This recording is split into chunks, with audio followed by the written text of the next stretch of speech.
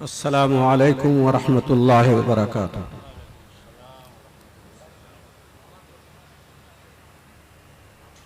حضرات علماء کرام، بزرگان ملت، حاضرین جلسہ اور پس پردہ، میری اسلامی مائیں اور بہنیں، آپ کے سامنے تھوڑی دیر کے لیے میں حاضر ہوا ہوں۔ طبیعت بھی کچھ گڑبڑ ہی سی ہے، لیکن پھر بھی حوصلہ رکھتا ہوں کہ کچھ کہوں، اور یہ اپنے مخدوم بزرگ حضرت مولانا عبدالقیوم صاحب دامت برکاتہم کی دعاؤں کے سہارے چل رہا ہوں، اور اپنے مشائخ اور اساتذہ کی دعاؤں کے سہارے بہرحال جو کچھ بھی ہو پا رہا ہے ہمت کر کے حاضری دے دیتا ہوں۔ یہاں بھی عزیز محترم مولانا شفیق صاحب جو اپنے ہی شاگرد ہیں، میری شاگردی کا داغ اور نقطہ ان پر بھی لگا ہوا ہے۔ اتنا اصرار کیا کہ آنا ہی پڑا۔ انہوں نے کہا چاہے صرف حاضر ہو جائیں 2 منٹ کے لیے، 4 منٹ کے لیے، لیکن آ جائیے۔ بہرحال ہمارے ناظم و محتمم مولانا ظہیر انوار صاحب نے طے کر لیا اور وعدہ بھی کر لیا، اور آخر میں وہ مصروف بھی بہت زیادہ ہو گئے، کہا آپ چلے جائیے اور جلد آ جائیے گا، چونکہ صبح سفر بھی ہے۔ علی صبح ہم لوگوں کو گورکھپور ہوائی اڈے پر پہنچنا ہے، اور پیام انسانیت جو کانفرنس ہو رہی ہے لچھمی پور میں، اس جگہ پر حضرت کا پروگرام ہے، حضرت مولانا ارشد صاحب مدنی دامت برکاتہم کا، اس میں حاضری دینی ہے۔ اور ہمارے کچھ احباب اور دوست جو بمبئی رہتے ہیں مخلصین، ان کا بھی اصرار کہ مولوی نثار کو ضرور لائیے گا، اس وجہ سے وہ ہماری ٹانگ پکڑ کے کھینچ رہے ہیں۔ اب دعا کیجئے کہ اللہ رب العزت ہمت و حوصلہ برقرار رکھے، اور ہماری ان حاضریوں کو بزرگان دین کی اعزاز میں اللہ قبول فرما کر کے باعث نجات بنائے۔ نحمدہ و نصلی علی رسولہ الکریم، اما بعد، فاعوذ باللہ من الشیطان الرجیم، بسم اللہ الرحمن الرحیم۔ تبارک الذی بیدہ الملک وہو علی کل شیء قدیر، الذی خلق الموت والحیاۃ لیبلوکم ایکم احسن عملا وہو العزیز الغفور۔ صدق اللہ مولانا العظیم۔ علماء کرام حاضر ہیں، سب اس کا ترجمہ جانتے ہیں، لیکن میرے سامنے وہ اللہ والے اور بزرگان دین ہیں جن کے دل میں اسلام کی سچی محبت ہے اور مذہب اسلام سچا عشق ہے۔ انہوں نے اپنے آرام و راحت کو قربان کر کے اس جلسے میں حاضری دی ہے۔ ایسے مجالس میں حاضری باعث نجات ہے۔ حدیث ہے، لا یقعد قوم یذکرون اللہ الا حفتہم الملائکہ وغشیتہم الرحمہ ونزلت علیہم السکینہ۔ جب کچھ لوگ اللہ کے ذکر کے لیے، اللہ کی باتوں کو سننے کے لیے بیٹھتے ہیں تو ان کے اوپر فرشتوں کا نزول ہوتا ہے، رحمت ان کو ڈھانپ لیتی ہے، اور سکینہ ان کے اوپر اترتا ہے۔ تینوں باتیں بڑی اہم ہیں، اس وجہ سے یہ حاضری ہماری اور آپ کی اگر اسلام کے اعزاز کے لیے ہے اور ایمان کو تقویت پہنچانے کے لیے ہے، تو یقیناً ہمارے لیے باعث سعادت بنے گی۔ اور اگر محض ایک کہ جلسہ ہو رہا ہے، میلہ دیکھنے کی حیثیت سے آئے ہیں، تو بالکل محنت رائے گاں سمجھیے۔ یہ اللہ والے جو بیٹھے ہوئے ہیں، یہ آپ کے سامنے ابھی تفصیل سے بیان کریں گے اور آپ سنیں گے۔ میں صرف ان 2 آیتوں کا ترجمہ کرتا ہوں۔ اللہ رب العزت نے اس سورت کو بڑا اعزاز بخشا ہے۔ حضور پاک صلی اللہ تعالیٰ علیہ وسلم نے تمنا ظاہر کی ہے کہ یہ سورت ہر مومن کے دل میں ہو، اور اس سورت کا نام منجیہ رکھا ہے، یعنی کسی انسان کے مرنے کے بعد کی جو زندگی ہے 2 مرحلوں میں طے ہوگی، ایک قبر کے، ایک حشر کے۔ قبر کے مرحلے میں بھی یہ چاروں طرف سے آ کر کے حفاظت کرے گی اپنے پڑھنے والے کی، جس طرف سے بھی اللہ کا عذاب آئے گا وہ پڑھ کر کے آگ سامنے آ جائے گی اور آڑ بن جائے گی اور کہے گی اللہ رب العزت سے زبردست سفارش، اتنی زبردست سفارش کوئی نہیں کرے گا، حتیٰ کہ انبیاء بھی اتنی زبردست سفارش نہیں کریں گے جتنی زبردست سفارش یہ سورت کرے گی۔ کہے گی یہ اللہ یہ مجھ کو پڑھتا تھا، اگر اس کو عذاب دینا ہے تو آپ مجھ کو اپنے کلام سے نکال دیجئے ورنہ اس کو بچائیے۔ اتنی زبردست سفارش کون کرے گا؟ اور ظاہر بات ہے اللہ کا کلام ہے، اللہ قدیم ہے، اللہ کا کلام قدیم ہے، اللہ اپنے کلام سے انکار نہیں کر سکتا کہ نکال دے یہ میرا کلام نہیں ہے۔ اس وجہ سے اس صورت کی سفارش قبول کر لی جائے گی۔ یہ تو قبر میں ہے، اور حشر میں بھی یہی مسئلہ ہوگا، ایسے ہی سفارش کرے گی، زبردست سفارش۔ دوسری زبردست سفارش ان خوش نصیب لوگوں کے بچوں کی ہوگی جن کے بچے بچپن میں انتقال کر گئے۔ وہ بچے اپنے ماں باپ کی سفارش کریں گے۔ امید ہے کہ اس مجمع میں بہت سارے ایسے لوگ ہوں گے جو اپنے معصوم بچوں کے انتقال کے اوپر زخم کھائے ہوئے ہیں اور اب تک ان کا زخم مندمل نہیں ہوا ہے، رہ رہ کے ٹیس اٹھتی ہے۔ وہ بچے سفارش کریں گے کہ اے اللہ یہ میرا باپ ہے، یہ میری ماں ہے، اگر جہنم کی مستحق ہو گئی ہے اپنے عمل کی وجہ سے تو مجھ کو بھی جہنم میں ڈال دیجیے، ورنہ میرے ماں اور باپ کو جہنم سے بری کیجیے۔ یہ دو چیزوں کی سفارش زبردست ہے۔ یہ سورت کی فضیلت ہے، ہم کو اور آپ کو چاہیے کہ اس سورت کو زبانی یاد کر لیں، حضور کی تمنا کے مطابق اپنے سینوں میں محفوظ کر لیں اور سونے سے پہلے شام کو اس کی تلاوت کر لیا کریں۔ واقعات بہت ہیں، میں سنا نہیں رہا ہوں۔ تو اللہ رب العزت نے اس سورت کو جو شروع کیا ہے وہ بہت زبردست بڑے بھاری جملے سے شروع کیا ہے۔ تبارک الذی بیدہ الملک، بڑی بابرکت ہے وہ ذات جس کے قبضے کے اندر ساری طاقت، ساری قوت، ساری حکومت۔ ملک کا ترجمہ حکومت بھی ہے، ملک کا ترجمہ قوت اور طاقت بھی ہے۔ اس سے بڑی نہ کسی کی طاقت ہے، نہ اس سے بڑی کسی کی حکومت ہے۔ وہ حکومت جس کو چاہتا دیتا ہے، جس سے چاہتا ہے چھینتا ہے۔ صراحت کے ساتھ اللہم مالک الملک توتی الملک من تشاء، قل کہہ کر کے اللہ نے حضور پاک صلی اللہ علیہ وسلم کو یہ دعا سکھائی کہ آپ کہیے کہ اے اللہ تو مالک الملک ہے، جس کو چاہتا ہے ملک عطا کر دیتا ہے اور جس سے چاہتا ہے ملک چھین لیتا ہے، جس کو چاہتا ہے تو عزت دیتا ہے اور جس کو چاہتا ہے تو ذلیل کر دیتا ہے۔ یہ اللہ رب العزت کی وہ ذات ہے جو وحدہ لا شریک ہے، اس کا کوئی شریک نہیں، طاقت اور قوت اس کی بہت بڑی ہے۔ حمد ہی سے جلسے کا آغاز ہوا ہے، بیٹھتے ہی یہ بات سمجھ میں آئی کہ یہی بات کہی جائے۔ اللہ رب العزت ایک حدیث قدسی کے اندر فرماتے ہیں، حضور پاک صلی اللہ علیہ وسلم فرما رہے ہیں، یقول اللہ تعالی، اللہ تعالیٰ فرماتے ہیں، انا مالک الملک و ملک الملوک، میں ہوں حکومتوں کا مالک اور میں ہوں بادشاہوں کا مالک، حاکموں کا مالک، جتنے بھر دنیا میں حکام ہیں ان کا بھی مالک ہوں، ان کی حکومتوں کا بھی مالک ہوں۔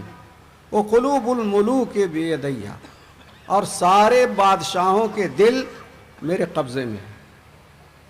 ان العباد اذا اطاعونی حولت قلوب ملوکہم الی الرأفۃ والرحمہ، جب یہ بندے میرے جن کو میں نے دین دے کر، ایمان دے کر کے ان کے اوپر مہربانی کی ہے اور سارے احکام شریعت کے ان کو بتائے گئے ہیں اور احکام کی اور قرآن کی حفاظت کے لیے جگہ جگہ مدرسے قائم کیے ہوئے ہیں، یہ میں نے احسان کیا ہے۔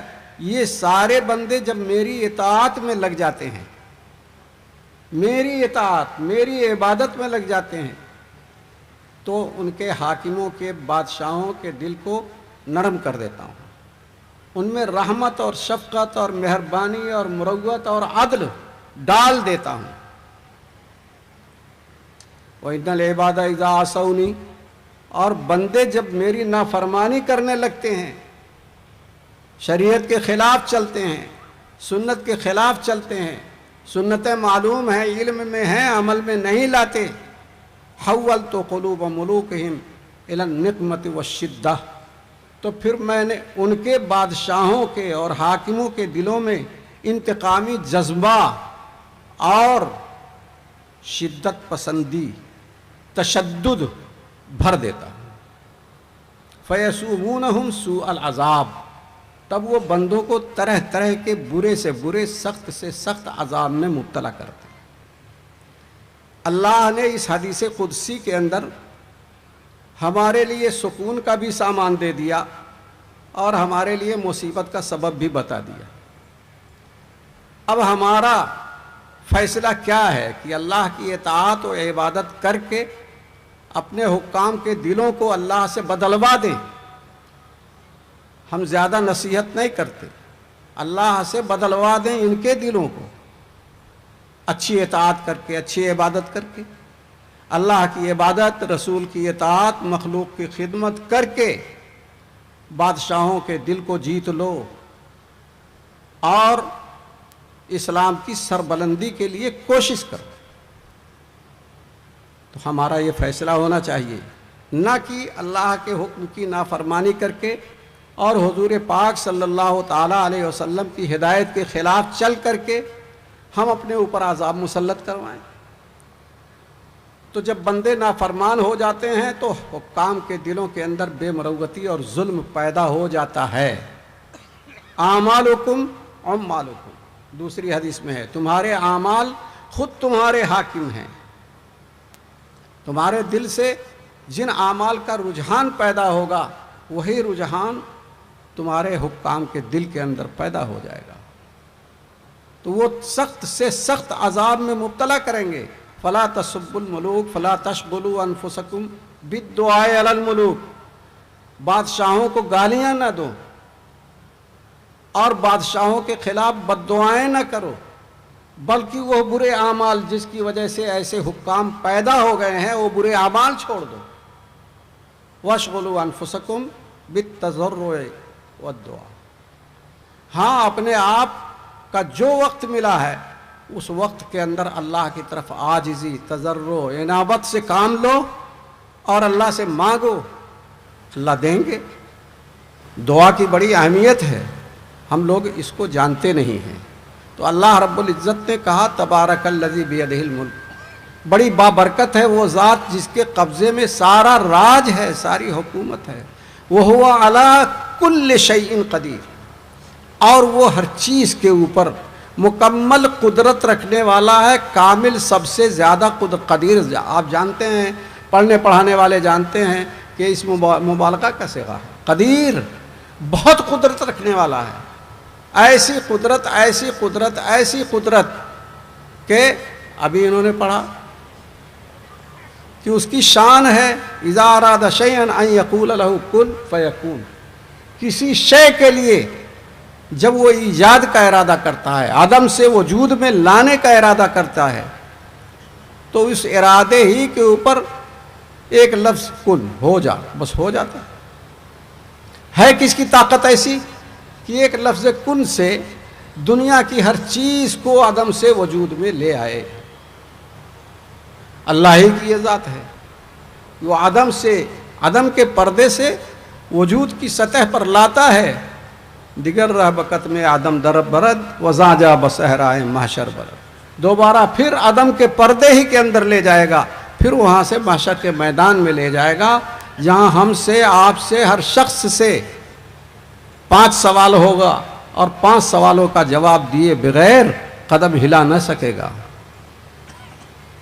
उलमा तफसीर करेंगे उसकी, वो बयान करेंगे, पूरे उम्र का हिसाब लिया जाएगा, ख़ास तौर पर जवानी के ज़माने का हिसाब लिया जाएगा और अपनी कमाई और मईशत के बारे में पूछा जाएगा, कहाँ से कमाया, हलाल रास्ते से या हराम रास्ते से, कहाँ खर्च किया, شریعت کے مطابق یا فضول خرچی اور لایانی میں ضائع کیا۔ ان المبذرین کانوا اخوان الشیاطین وکان الشیطان لربہ کفورا۔ اور جو کچھ تم نے جلسوں میں مدرسوں میں کسی عالم کے پاس بیٹھ کر کے علم حاصل کیا، اس پر کتنا عمل کیا۔ تو یہ جلسہ جہاں آپ کے لیے ہمارے لیے ہدایت کا ذریعہ ہے، اسی جگہ پر ہمارے اور آپ کے خلاف حجت بھی قائم کرتا ہے۔ اللہ رب العزت ہم سب کو عمل کی توفیق نصیب فرمائے۔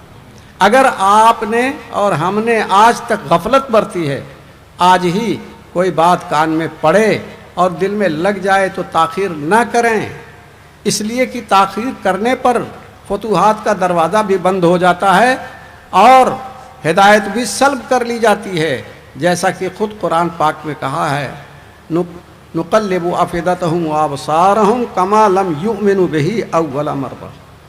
جب پہلی مرتبہ بات سمجھ میں آ جائے اور پھر ٹال مٹول کرنے لگیں تو اللہ تعالیٰ کہتا ہے کہ ہم ان کے دلوں میں اور عقلوں میں بیک گیئر لگا دیتے ہیں۔ کل خرچہ اٹھائے گا لیکن الٹا چلے گا۔ بیک گیئر لگ جانے کے اوپر گاڑی الٹی چلتی ہے۔ تو نقلب افئدتہم وابصارہم کا میں ترجمہ کرتا ہوں، ان کی عقل پر اور ان کے دل و دماغ پر بیک گیئر اللہ میاں لگا دیتے ہیں۔ اب چلو، کتنا سیدھا چلو گے؟ اس وجہ سے پہلی سمجھ کو ٹالنا نہیں چاہیے۔ ہدایت کی بات دل میں جب اتر جائے تو اس پر عمل اسی وقت سے شروع کر دینا چاہیے۔ اور حضور پاک صلی اللہ علیہ وسلم کی پیشین گوئی ہے، من عامل بما علم علمہ اللہ تعالی علم ما لم یعلم۔ جو شخص عمل کرے گا ان علوم پر جو اس کو معلوم ہے تو اللہ تعالیٰ اس کے سینے پر ایسے علوم کی بارش کریں گے جو نہیں معلوم۔ وہ اعلیٰ کل شیء قدیر پر میں نے یہ مختصر کی۔ اس کی قدرت کا ایک حال بیان ہو رہا ہے، الذی خلق الموت والحیات لیبلوکم ایکم احسن عملا۔ اللہ نے پیدا کیا موت کو بھی اور زندگی کو بھی۔